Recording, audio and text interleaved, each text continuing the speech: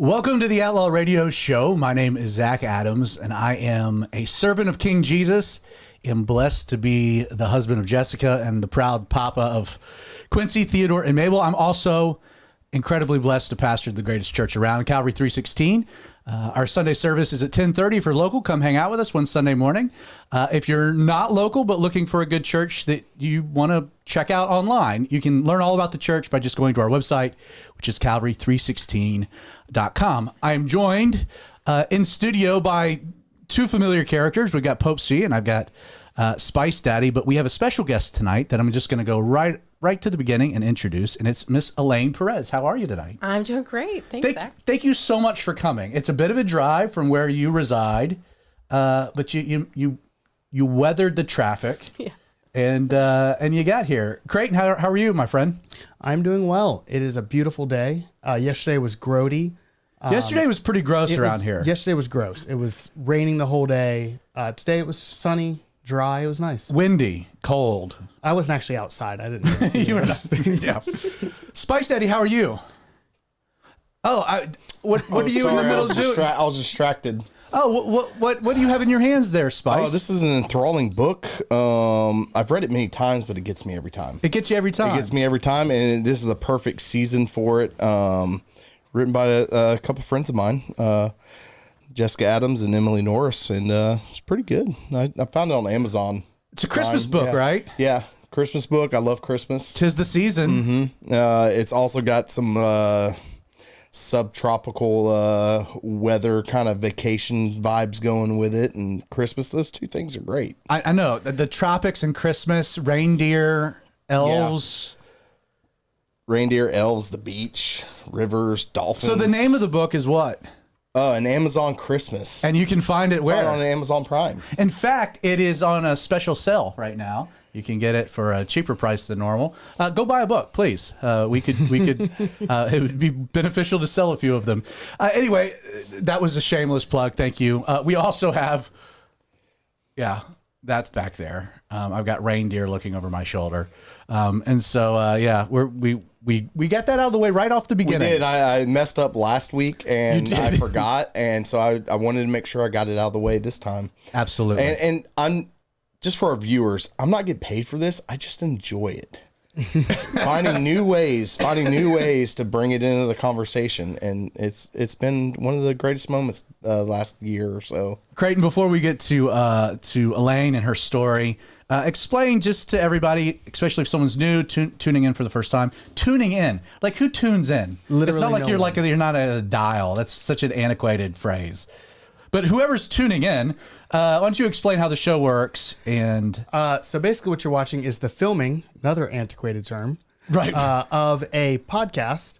The podcast will be released on Apple, Google, and Spotify tomorrow, usually in the morning, depending on how my day goes. But you're watching the filming of that. So if you have questions, we are live. You can put it in the comments on either YouTube or Facebook or Twitter. I'm watching YouTube and Facebook. Spice Daddy over there is watching the comments on Twitter. X. It's not Twitter anymore. X. That's all I right. don't know which camera to look at. You're just looking the one in the farthest that back. direction. Okay, because I like to stare deeply into. No one can see that at this point. You're trying. I am. You're trying. So anyway, if you have questions, comments, concerns, you can put those in the comments. You can also send them directly to Zach using this number. Aha, that worked immediately. That's awesome. You can text Zach at his personal cell phone number, 678-438-9202. And that will go directly to him. He's a lot better at interrupting himself than I am. The other way, if you're listening to the podcast and it's like the next day and you want to get in touch with us, you can email us at popecreighton@gmail.com. That's also on the screen. So yeah, that's the best way to get in touch with us. That's how the show works. So let me set up tonight's episode by going all the way back to Mother's Day. So I've known Elaine for, if we go back to it was the summer of 2005 that we went and had Waffle House. Yeah, me, you, and your husband, and I've known Elaine for many, many years now, and consider her and her husband some of our closest friends. Not just have we done youth ministry together, they're integral part of Calvary 316. So we do a thing on Mother's Day where instead of me getting up and doing like a Mother's Day message, I invite several of the mothers of the church to take 10 minutes and to speak, a mom to a mom. And the fellas need to listen and absorb. And so this particular year was the first year that Elaine shared on Mother's Day because, well, you had a baby, and you are now a mom after all these years. And I thought I knew your story, but what you shared at Mother's Day was so impactful. It was moving. I guess is just the easiest way to describe it. And so the summer when we were kind of planning the fall schedule, what we were going to be doing as far as who we would want to have on as a guest, Justin and I were talking, and it was like, we should see if Elaine wants to come, because this is a different type of a context, a different format. It's not 10 minutes behind the pulpit there at the church. It can be a bit more of a conversation. Now, before we get to kind of the substance of that, there's a lot of people that don't know you at all. Even a lot of people within our church that know who you are, see you in passing. You've been pretty busy for the last year and a half with, with Alethea and whatnot. So there's a lot of new people in our church that only know you by your name, your face, don't know anything about your story. So while I want to get to the pregnancy and God blessing you with a child and all of that, I think it would be helpful just for the audience to introduce yourself, kind of go all the way back to the beginning. Where are you from? When did you come to know the Lord? Let's just talk about your life. You're not originally from Georgia. That's right. I grew up in Amarillo, Texas. You're a Texas girl. That's right. And everything's bigger in Texas, right? I mean, supposedly. Yeah. Supposedly. So explain like growing up in Amarillo, Texas, what that was like, your family, your church experiences. Sure. Yeah, just take a moment and... Yeah. So growing up, Amarillo is not a small town, but there are communities that are pretty tight knit and have known each other for a long, long time. And so that's a wonderful thing, because if you break down on the side of the road, somebody will stop who probably knows your grandparents or something like that and will be willing to help you. There's multi-generations in Amarillo. And it can be tough too, because there's a lot of pressure, I think, of what's expected, and a lot of judgment. It's a catch-22. Everybody knows everybody, which is nice when you're broken down on the side of the road. Right. But everybody's still in a fishbowl. Right. And it's it doesn't have to be that small of a town. I think just maybe my community and my parents both having that multi-generation sort of background in Amarillo, they felt like they knew a lot of people knew them, and so there was kind of a sense of like, what will they think?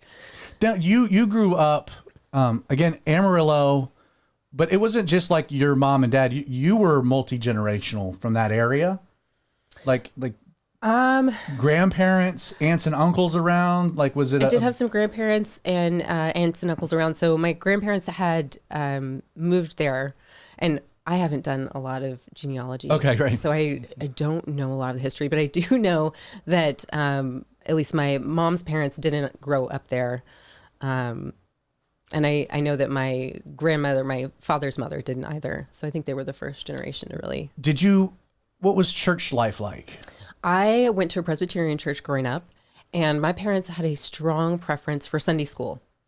Just in terms of how they engaged. They liked that a lot more than the large corporate service. But that's a kind of a denominational thing too, isn't it? I mean, I know Baptists do Sunday school. I was never a Baptist, so I don't know. Presbyterians do it.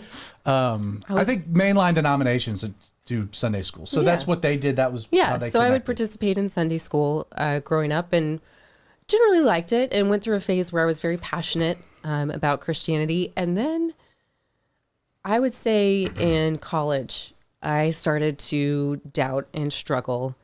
I had some roommates who were very, one of my roommates was raised very conservatively, Church of Christ. Okay. And like her mother really enforced how she dressed, whether or not she could dance, things like that. And so she was almost derisive about Christianity. I remember somebody brought, like Campus Life brought Case for Christ, and they would pick passages out of it to mock. Okay. So it was, I didn't do a good job. I was not prepared to stand up to that kind of scrutiny. And for a time in college, I really fell away, where I just thought, well, everybody close to me thinks it's stupid, so I don't want to be stupid. And then I met Andy in college. So what college were you going to? I was in Rice University in Houston. So you graduated from your high school in Amarillo, you stayed in Texas. Yep. Although that's like 8 hours away, isn't it? Yeah, like it's a good distance. It was definitely leaving home. But my mom went to Rice. That's why I was I didn't know that. Yeah. So you went to Rice University, and it was, you were a Christian, you were into the things of the Lord, and your story, I mean, that is not an uncommon, that's not an uncommon tale. You know, I get to university, and my faith gets challenged, and a lot of kids are not prepared for that. Right. And it's, you know, there's a lot of data about how the church is kind of failing to prepare high school graduates for a secular context, a secular university context. And so you fell away a bit. Yep. And then you ended up meeting Perez. Meeting Andy Perez. And he was a Christian, and he started challenging me in the other direction. And we had many late night conversations as we were starting to date, that were debates, arguments. I mean, friendly, because we were in love. Yes, falling in love. But yeah, I think he really challenged me, and it got me to take a second look, and to actually read the Bible all the way through for myself, which I hadn't done to that point.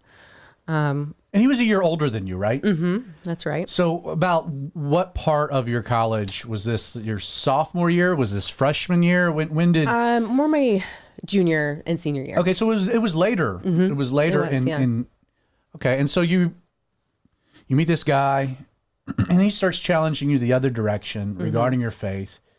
Talk about just the evolution of that. You've never struck me as somebody that's like, yeah, I'll get online because I'm into the boy. You know, you're a pretty strong woman, strong-willed. All of that I say as a compliment. You weren't going to roll over and just believe something because you had a crush on a dude. Right. That's definitely true. Where did that begin to how did that progress? When did the change really start to happen? You started to sense it. I would say maybe 9 months to a year into our relationship, I was really praying, and I felt like I would pray that we would get married and that we would have a family together and a life together. And I think that was a point where I was starting to really understand what it meant to have faith and to prayerfully ask for something and to have a relationship. And that just wasn't something that I'd really considered before or had. And I think I had prayed as a young person, but I was pretty formal. I don't know that I felt that my relationship with God was that personal. And that's not even that uncommon within the Presbyterian kind of a background of maybe more of the formality, more of the tradition. Yeah. But now it's like that kind of got stripped away. And it's like, is this a real thing for me? Right. And what does that look like? Am I kind of maybe phrasing that correctly? Yeah.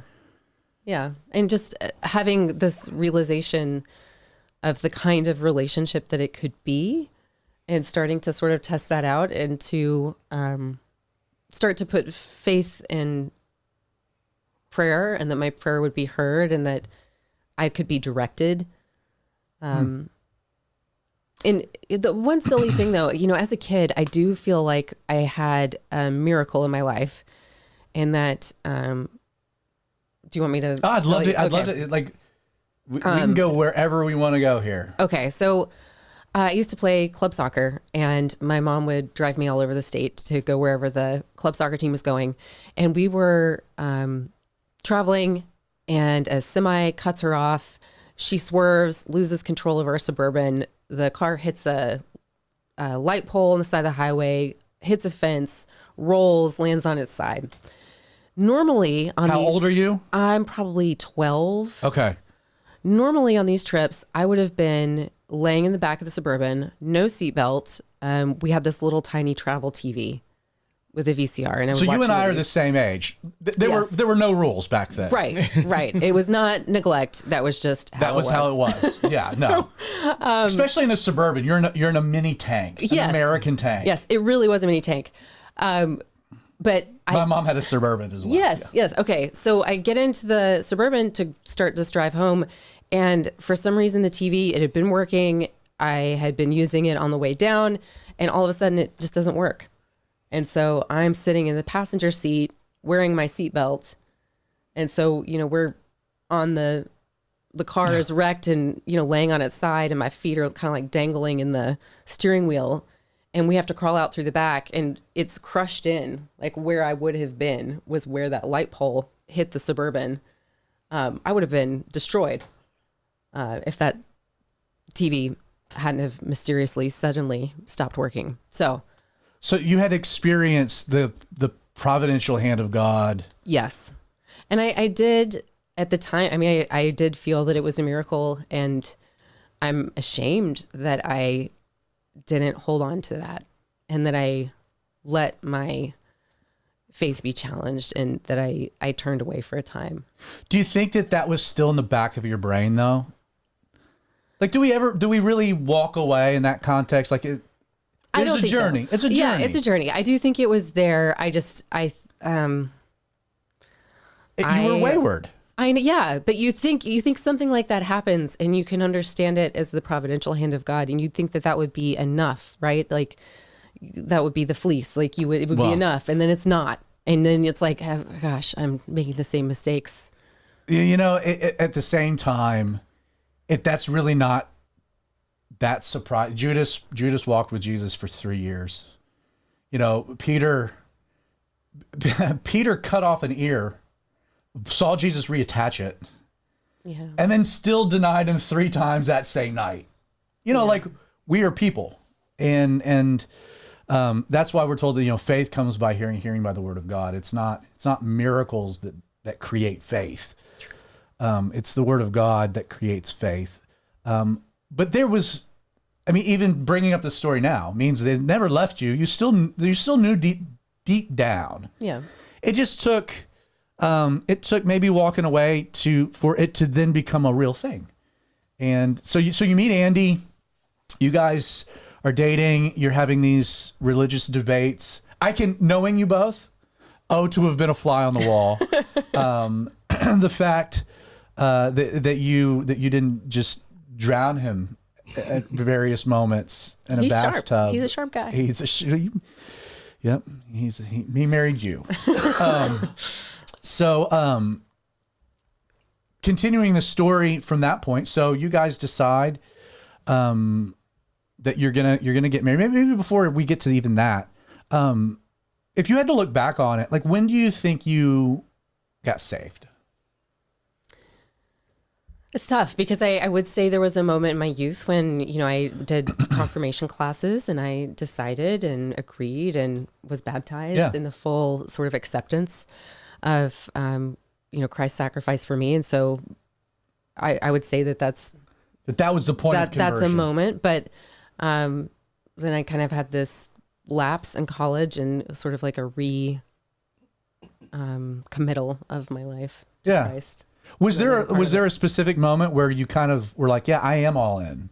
Or was it still just more of a slow progress of this journey, one step after just because you can't look back like, well, there was one night. It wasn't. It was like, it was that progress. It's sort of like argument building on argument, and sort of understanding, I think Andy had a skill at apologetics, and I think that he helped me build that skill myself, and it did happen over time. I can't say there was one specific thing that happened. So you guys decided to get married. So you're going to graduate college. I know he kind of orchestrated things to graduate at the same time as you.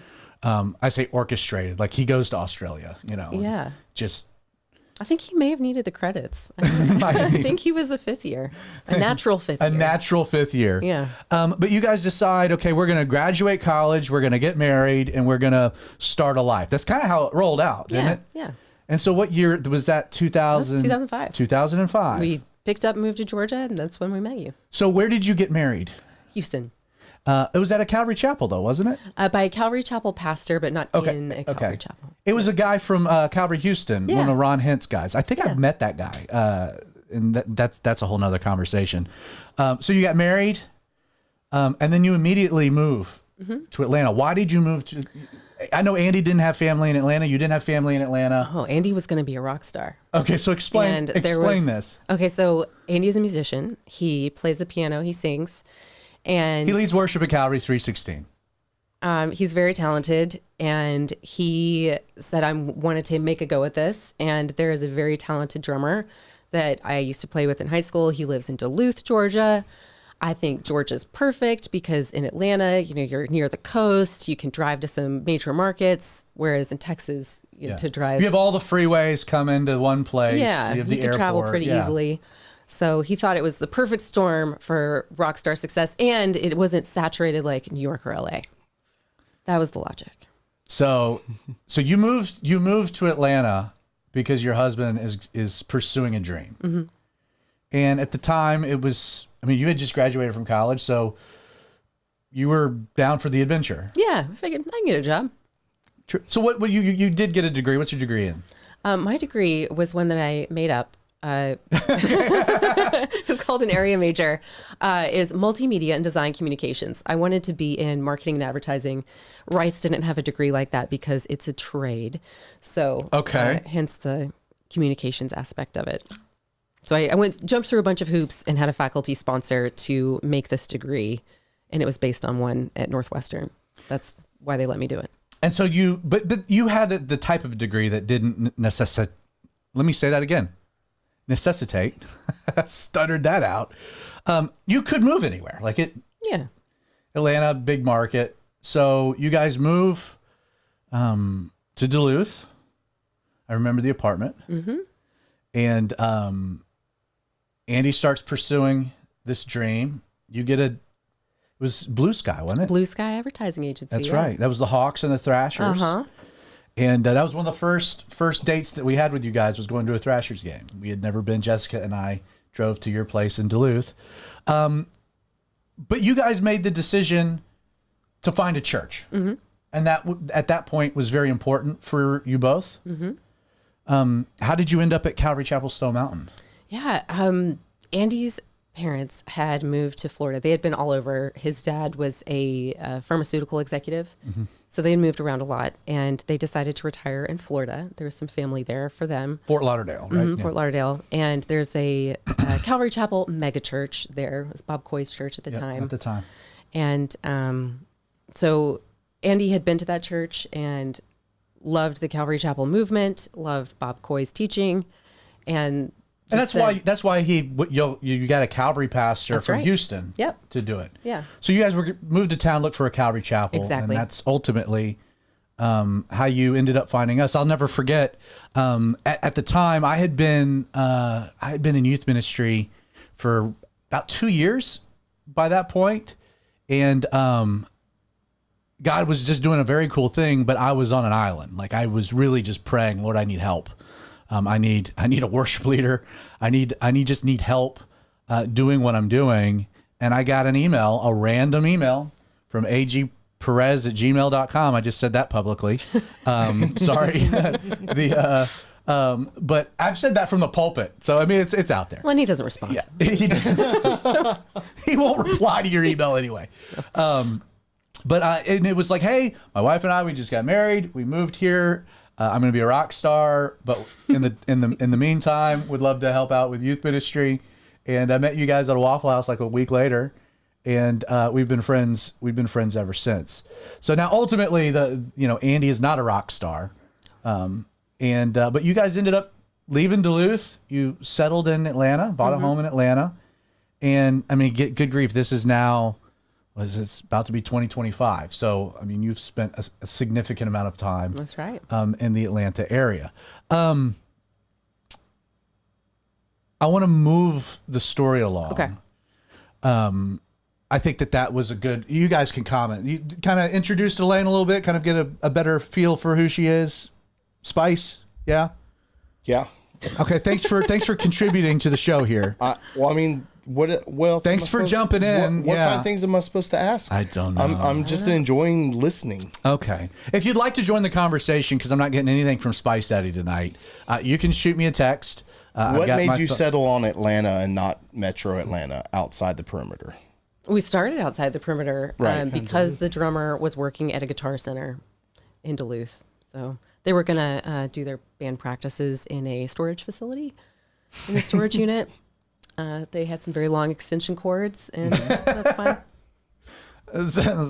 Good question. Thank you, Spice. Appreciate it. You can send me a text, 678-438-9202. Creighton can put that number at the bottom of the screen. So if you have any questions for Elaine, by all means, jump into the conversation. So you are, I hate to call out how old you are. Do it. It's fine. But you're 41. I own it, yeah. You're 41. So you made an interesting comment with pertaining to your relationship with Andy. So you're in college, you're dating, you're having these conversations, and there's part of you that's like actually praying to the Lord, like, hey, I want to marry this man. I want to start a life and a family. Growing up, what was the dream? Like, what did you imagine when you say family? Like my wife, for example, Jessica, like from the first day I met her, it was like, I want kids.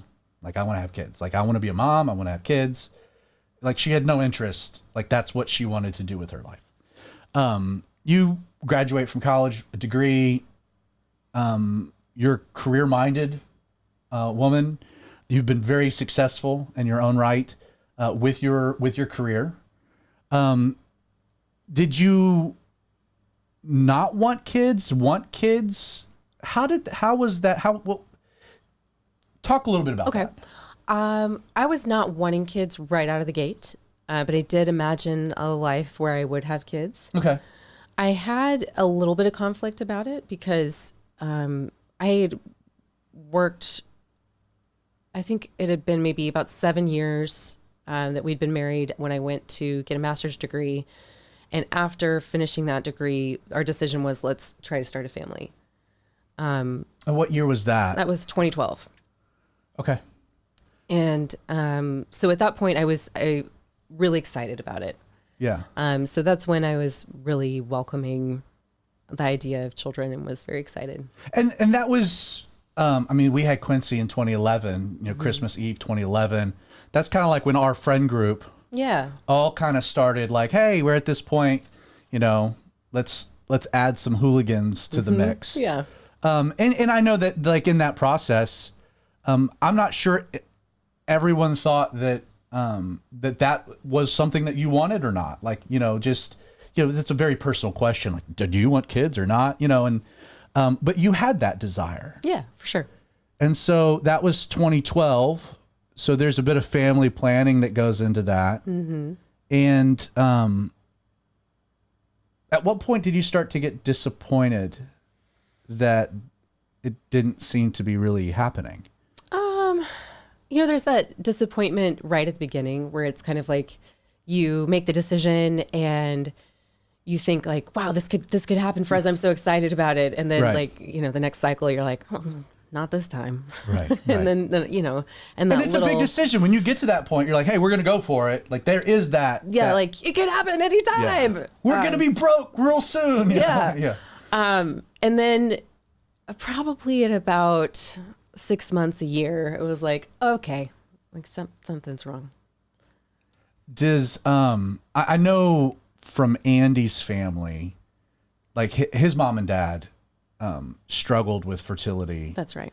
And, ended up having Andy much later in life. Uh-huh. And then the God blessed him with Carmen right afterwards. Mm-hmm.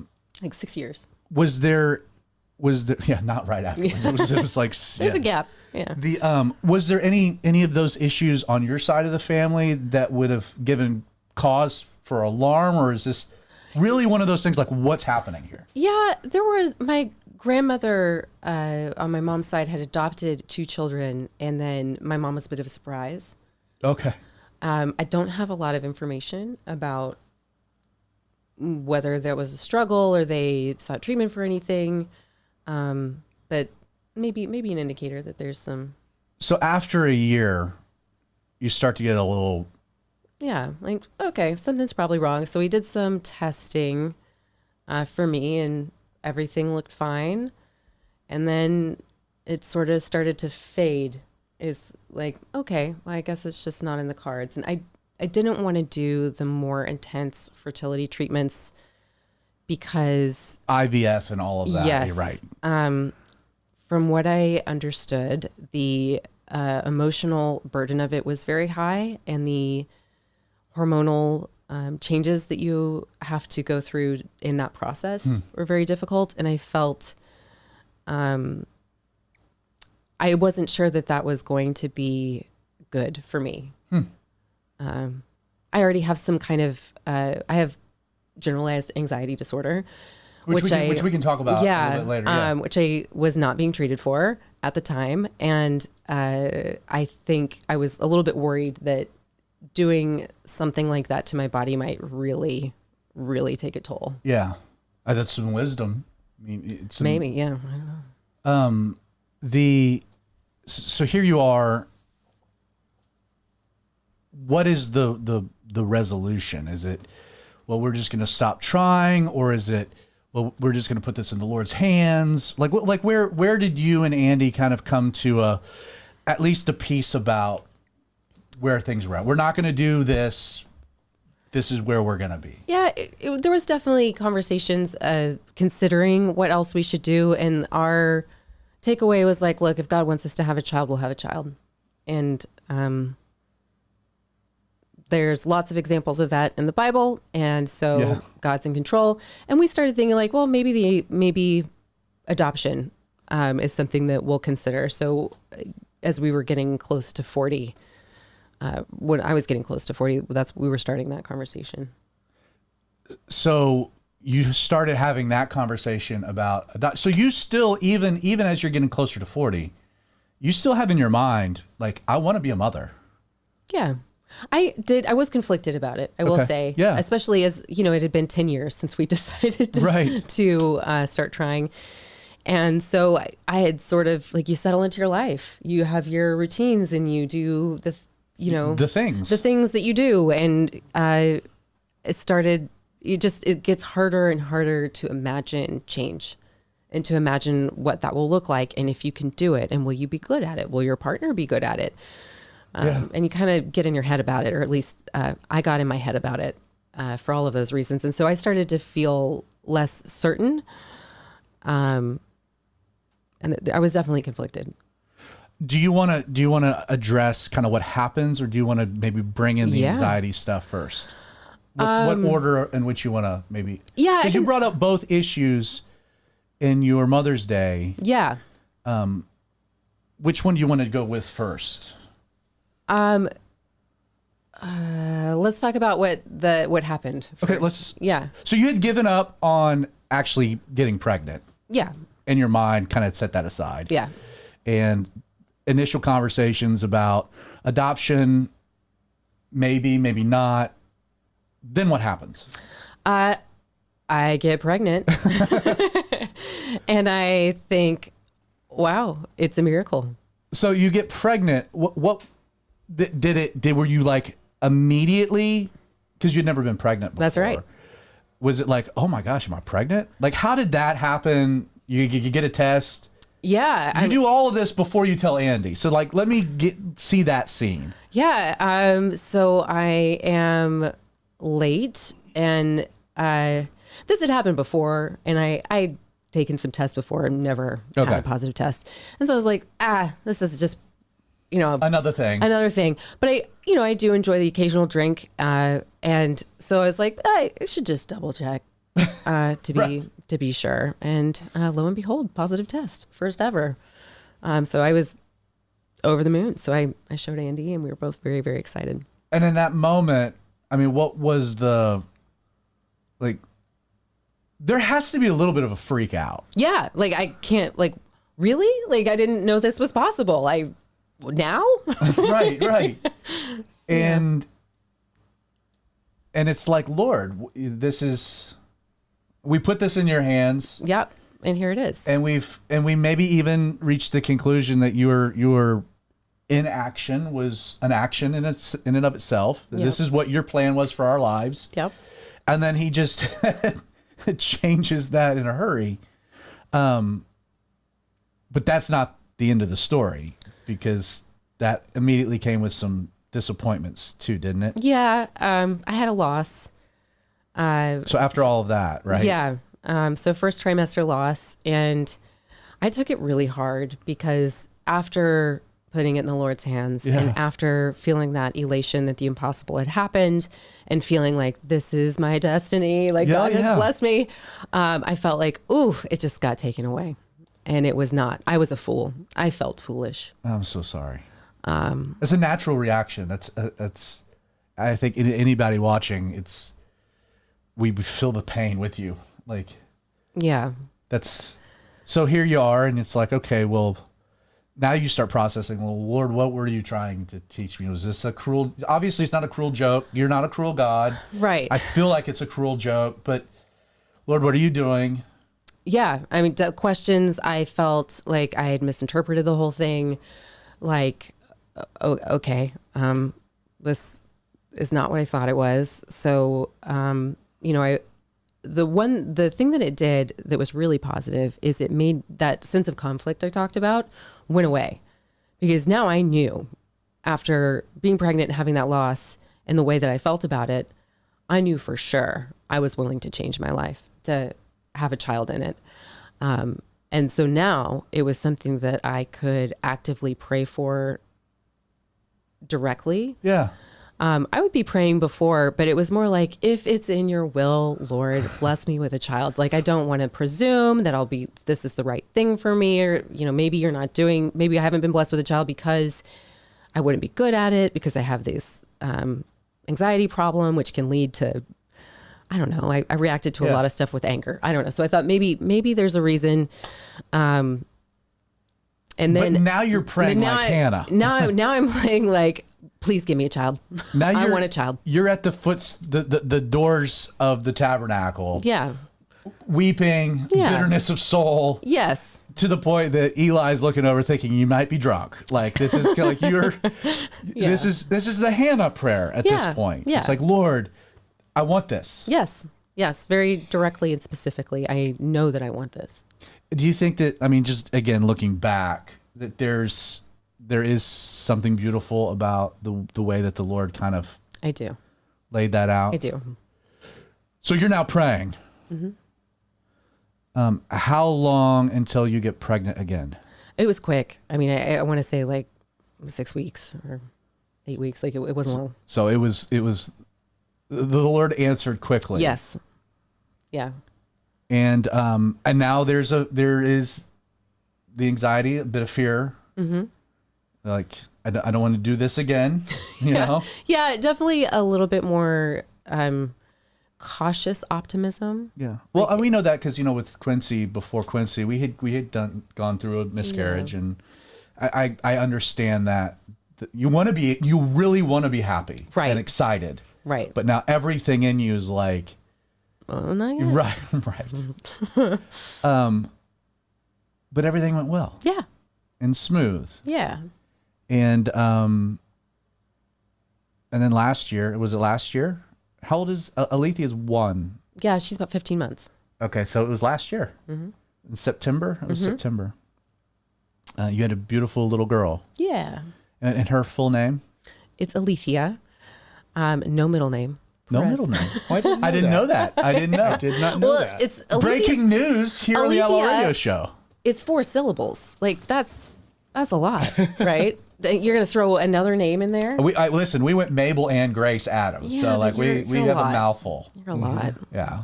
So it's just Alethea. Aletheia. Perez. Now, where did the name come from? It is based on the Greek word for absolute truth. And Andy had picked that name back, 10 years ago. He was preparing a Bible study and had done a word study about that particular word. And he said, this is beautiful. Someday I'm going to have a daughter and I'm going to name her Aletheia. And then, the story I've told, years go by, it doesn't happen. In the meantime, we got a Tesla, which you can name, and he had given the name to the Tesla. Oh, you have little faith, right? Yeah. And I was a little angry about that, but you were not on board. Like, this is the name for the future daughter we're gonna have. And he was like, well, it's not happening, so I like the name. So the Tesla was named Aletheia for a time, and then when I got pregnant, we went and the Tesla's now She-Ra, Princess of Power. Yeah. The Teslas can be renamed very easily. You can rename them. So Aletheia, absolute truth. What are who calls her what? We call her Thea. At daycare, there's a little bit of Thithi or Lily. Okay. It's cute to see her little kids say it. I'm sure, yeah. Thithi. And is she? She started walking and went. She's going. She's into everything. Mm-hmm. And families all around. Mm-hmm. And you're healthy. That's right. So, being older, having a pregnancy, there's. They tell you, they would love to tell you about the risks. Do they? Okay. I'm sure that works. Like, that helps a lot, right? Yeah, and you get advanced maternal age. They no longer call it geriatric pregnancy, which is nice. It's just advanced maternal age that goes. Yeah. But it was one and done, or did you want to have another one? I'm putting you on the spot here. I'm sorry. And no, Andy and I have talked about it. I'm happy to talk about it. We are very happy right now. And I think to have another one responsibly, it'd need to be like now. Yeah. If not like already. Well, it's kind of like you already had one miracle baby. If God wants you to have one, it's going to, yeah. There's not much you're going to do to stop it. That's right. Going back to the naming the Teslas thing, Creighton has been trying to get people to name babies after him. Yeah. I put forth the idea of naming your Tesla after Creighton. After Creighton. It's not a bad idea. Yeah. the white Tesla, the new white one. Name the white Tesla. White one, Zach? Creighton. Because Creighton's a white name, actually. Why is it gotta Solid. be white? Yeah. It is Scottish. It's a Scottish name for an Irishman. Italian. Irishman. You biffed that. I did. So, having the baby, having a child, explain motherhood for you. Explain what the last year. First, talk about being pregnant and just that experience, but then having a miracle baby, and looking into the eyes of a child where you're like, I know that you're here because God ordained that. Now, all kids are here because God ordained it, but right. You have a unique situation. Yeah. Where it's like with Hannah, because we're about to teach. I'm teaching through 1 Samuel. We're already looking at Hannah. We'll be getting to, her life this Sunday. But it's like, she was like, I want a child so badly. I'll give him back. Like, just give me that. And then there's this beautiful picture where every year she keeps him, she weans him. So it's probably three or four. She takes him. He stays at the tabernacle to serve the Lord. And every year there's a passage that she would come, as the custom was, but she would bring a new ephod, for him, a new coat every year. And just like that picture of like, when you've cried out to the Lord for something, and then the Lord has heard your cry and has answered that petition. I just want you to talk about just what the Lord's been teaching you through that, being a mom, all of that. Sure. It's super humbling. I also feel like one thing that is very apparent to me is just the metaphor that God wants us to understand, where a lot of times God has talked about us as being his children, and then having a child, you're kind of like, oh, right. I see what you mean. That like, you want to give us good things, and you're having to be very patient with us because we're not very good at anything.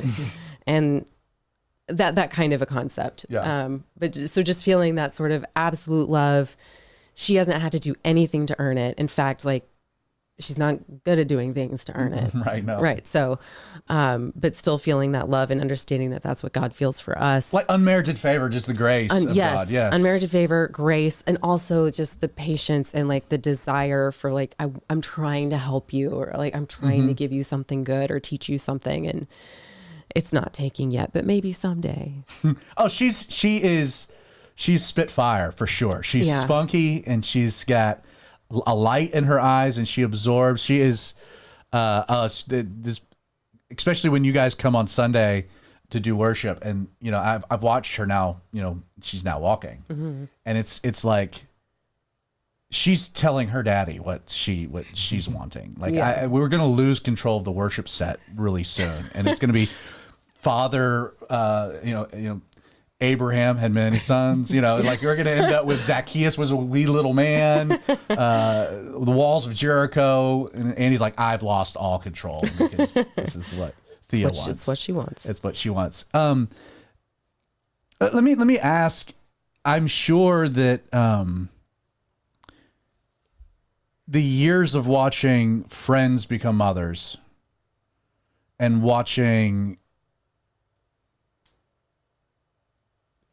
the trial by fire, you know, where you can look at someone and be like, what are you doing? You're like, you end up with a lot more grace to the other moms. Like when you kind of think you know it all, and then now you're the one waking up and you're like, oh, I didn't quite realize this. That's right.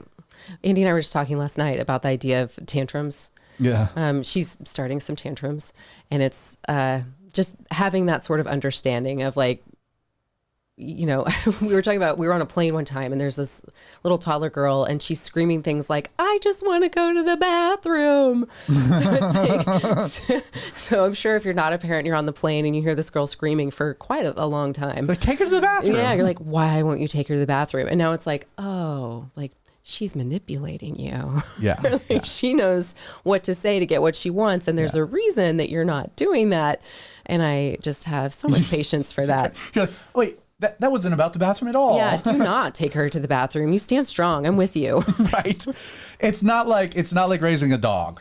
Right. You know, they've got there's a soul, there's a whole different thing, a will that's different. Yeah. So God's been teaching you a lot. What's one thing that you were worried about being a mom that now you're like, oh man, I should never have worried about that? Like something that you might have had a fear about, but now that you're in it, like God's grace is sufficient, and He meets us in our weakness, and you're like, oh, I didn't need to stress about that at all. Yeah, this is hard to say, and I hate that I ever felt it, but I would say I had some uncertainty about how Andy would handle it, and you know, I think when we didn't have kids, we just had a lot of time to fill. Yeah, right. Right. So there's a lot of nights playing video games and staying up late with family and friends. And I thought I wasn't sure that he was going to be willing to give up a lot of those things.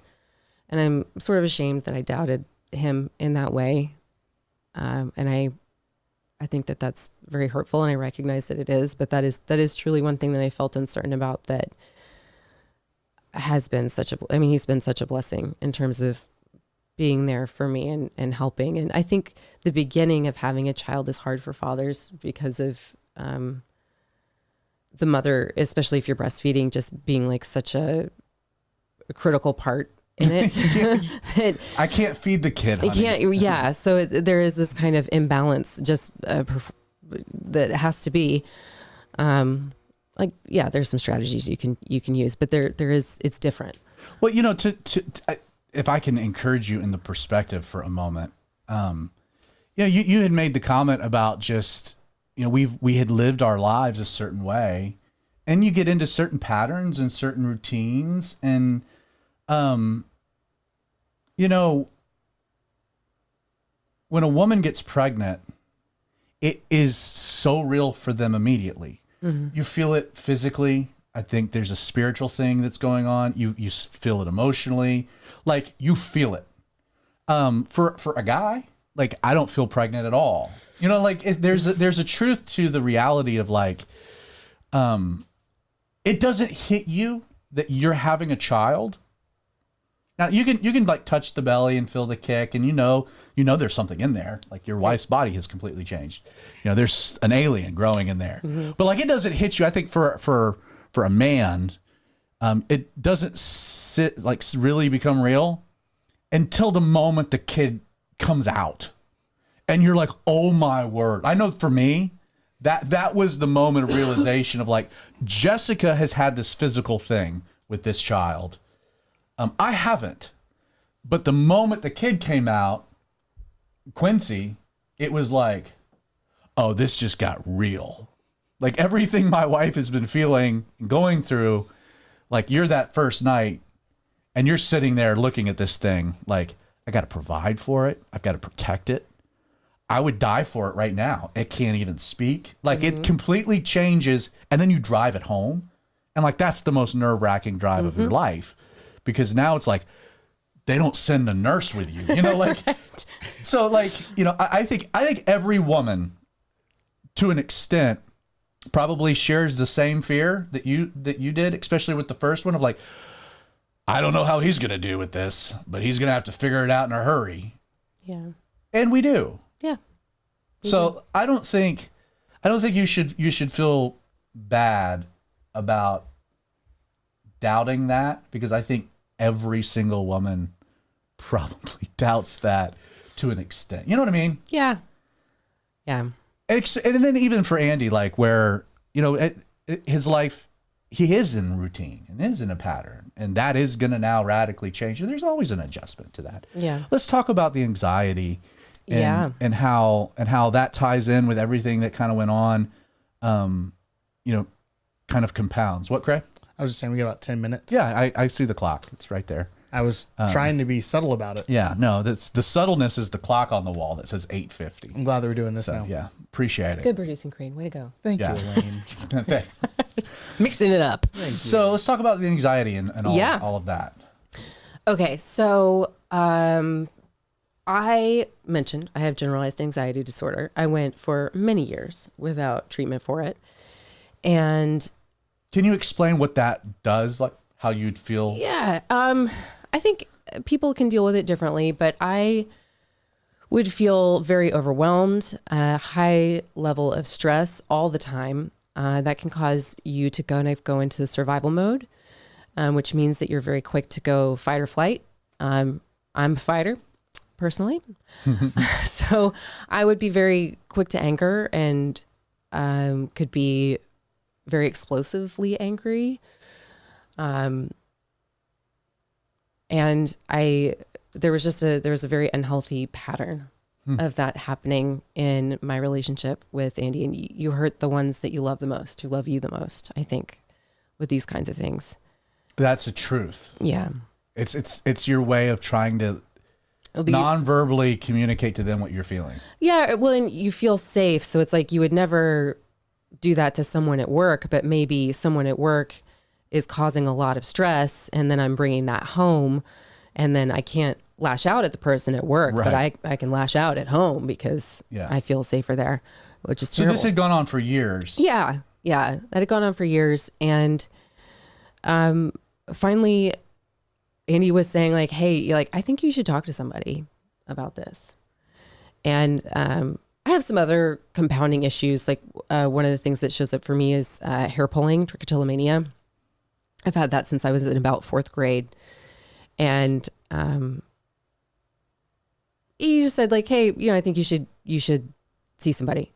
So I contact a psychiatrist, and I give her my history. We have a phone call, and she says, with your issues and your history, I think you need an intensive outpatient program, an IOP.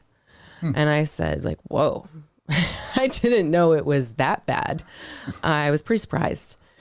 But I took her at her word and thought, well, if that's what she recommends, luckily my insurance covered a lot of it. And what that program looked like was 3 group therapy sessions a week, an appointment with a psychiatrist every week, and an individual appointment with a therapist every week. So I was prescribed some medication for anxiety. I got my diagnosis and went through that process. And then after the program, I can't remember how long it was, maybe 6 weeks. After that program, I continued on with the therapy and the medication. And that was the summer of 2022. And I got pregnant in the fall of 2022. Okay. And so it kind of, looking at it, makes you wonder, like, all right, so with my body being in this like fight or flight mode, this like super intense stress all the time, there was no physical problem. Maybe I just couldn't get pregnant because of the anxiety and the impact on my body. Because there were definitely some other, impacts physically. And or just that God needed to help you resolve something. Yeah. For you to be the kind of mother that he wants you to be. Totally. You know? But, I was kind of reflecting on this and thinking like, because, I'm claiming this as a miracle, right? So is it that I went and got medical treatment for an anxiety disorder, or is it a miracle? And my argument is it's a miracle, because I was not on a path to get treatment. I was not on a path to get an intensive outpatient program that would really tackle the issue from multiple directions. So I consider it a miracle, even though I do think that my treatment for anxiety played a role in me being able to get pregnant. So you, after years of somewhat, I guess, denial or just knowing it's there, but not really knowing how bad it was.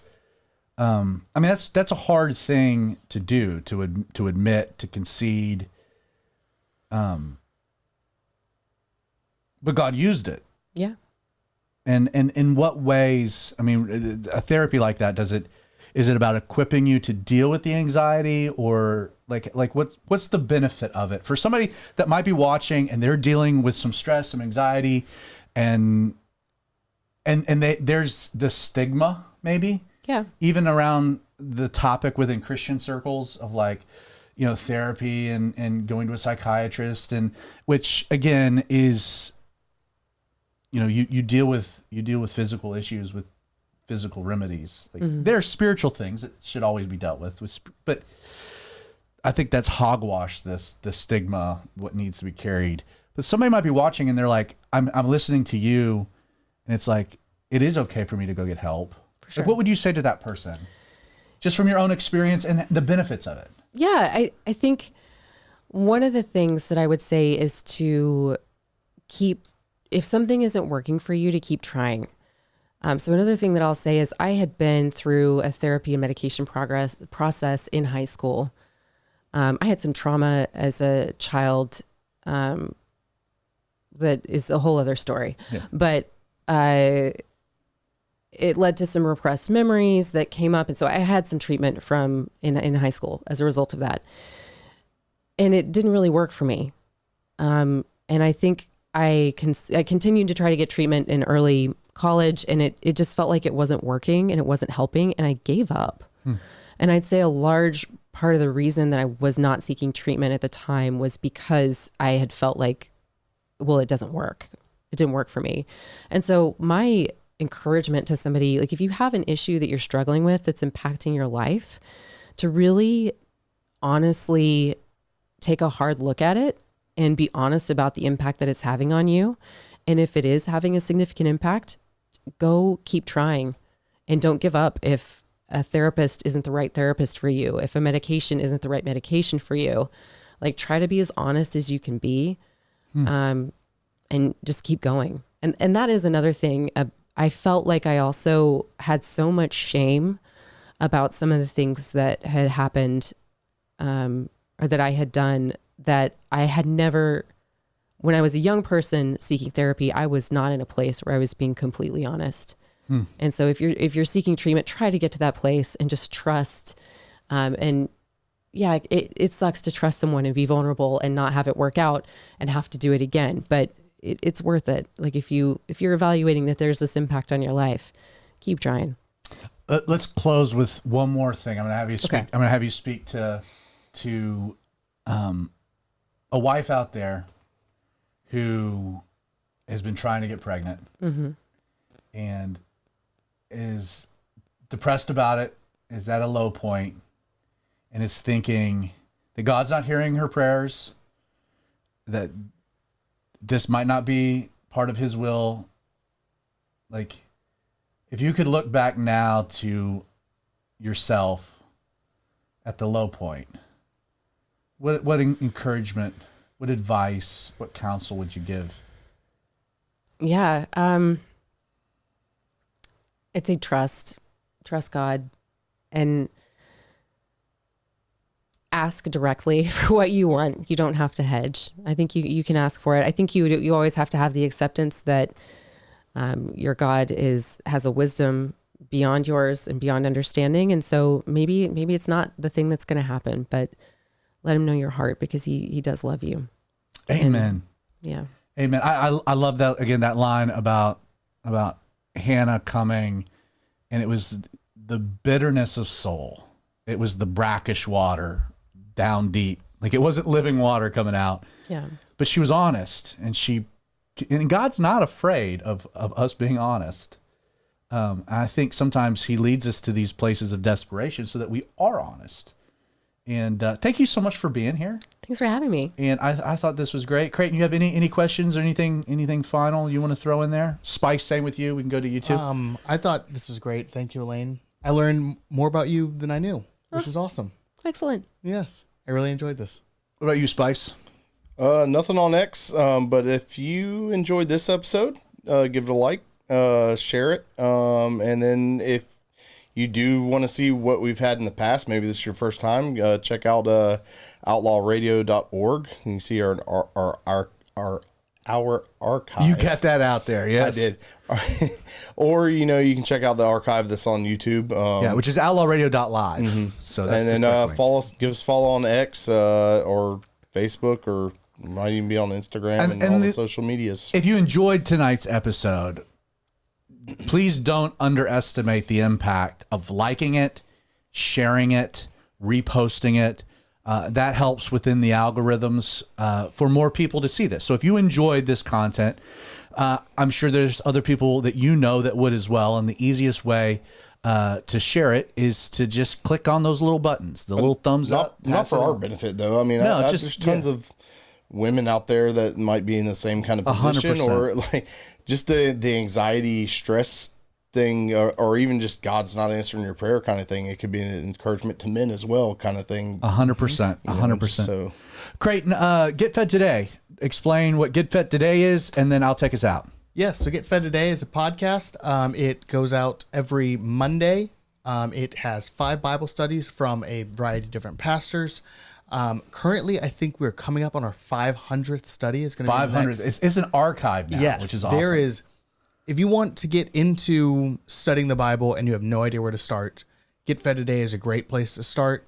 Pick a topic that you want to find, look for it on there, pick a person you want to listen to, pick a book, or just I don't like the idea of Bible roulette. I don't know if people still do this. Do you remember Bible roulette? Where you just flip open and read something. And read something and then try and get into the Bible that way. Like Judas hung himself. You're like, what is God saying to me? Podcast roulette is great though, because you can just flip scroll, pick one, and then have someone explain that passage of the Bible to you. And what's also cool about Get Fed Today is that, so how many different Bible teachers are on there? We probably have 20 plus. 20 plus. 20 plus. And so what's great is if you find somebody and you're like, oh, I really enjoyed Joe Foch or Pancho Juarez, or like, then you can just start scrolling through and you can find more of that person's studies. Mm-hmm. And then there's a tag to their websites that are always, yes. So it's a great place to start, where you might listen to one guy and you're like, that was okay, but not my thing. And I run into guys like that as well. But then you find somebody that kind of thinks like you and has similar humor and you connect with. Again, we vet all these people. So these are our trustworthy sources. Yes. So enjoy Get Fed Today. It's a podcast. So I'll take us out. Cool. You've been watching the Outlaw Radio Show. Quick programming note, we will be meeting. We'll go live 8 o'clock next Wednesday night. Vinny will be back with us. It'll be the last episode of the year. And then we'll be taking 2 weeks off, and then we will be back at the beginning of January. So the first Wednesday of January, or maybe it's the second Wednesday, whatever the date is. It's the single digit Wednesday. So one more episode, a break, and then we'll be back for a long run at the beginning of the year. Thanks for being with us. If you're watching live, check out the podcast. If you're listening, check out the live stream. God bless.